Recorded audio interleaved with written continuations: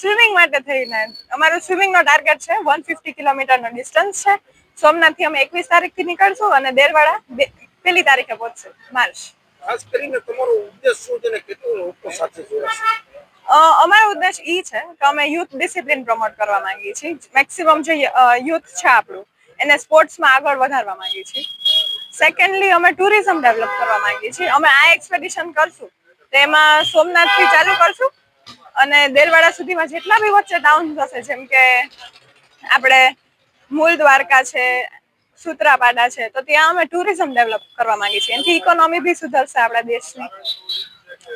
ખાસ કરીને લોકોને શું સંદેશો દેવાનો છે?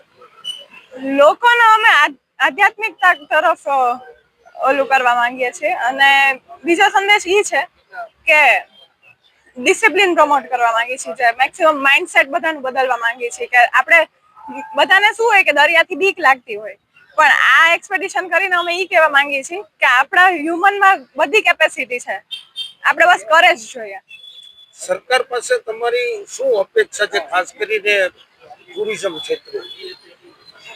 ટુરિઝમ ક્ષેત્રે એ અપેક્ષા છે કે અમે એક્સપ્લોર કરશું આ બધા બીચ એરિયા, તો ત્યાં ટુરિઝમ એક્સપ્લોર કરશું તો આપણે જેમ કે દીવ છે બહુ ફેમસ બીચ છે, એવી રીતના આ બધા જે બી એરિયા છે ત્યાં એવી રીતનું ટુરિઝમ આવે, લોકો આકર્ષિત થાય, એ અમે મેઇન તો અમારો મોટિવ છે. ખાસ કરીને કેટલા સમયથી તૈયારી કરી રહ્યા છો? અમે આની તૈયારી 6 મહિનાથી કરી રહ્યા છીએ. ડેઈલીનું અમારું 4 hours નું સ્વિમિંગ હોય અને વીકેન્ડ્સના અમે દરિયામાં પ્રેક્ટિસ કરવા જઈએ. ત્યાંય 15 કિલોમીટર 20 કિલોમીટરનું સેશન હોય છે. અને એવું સ્વિમિંગ કરશો તમે તો તેના માટે સેફટી બાબતની કેવી વ્યવસ્થા? સેફટીમાં તો એવું છે કે પહેલા તો અમારી બધી મેડિકલ ટેસ્ટ લીધેલી છે, એટલે અમે લોકો કેપેબલ છીએ.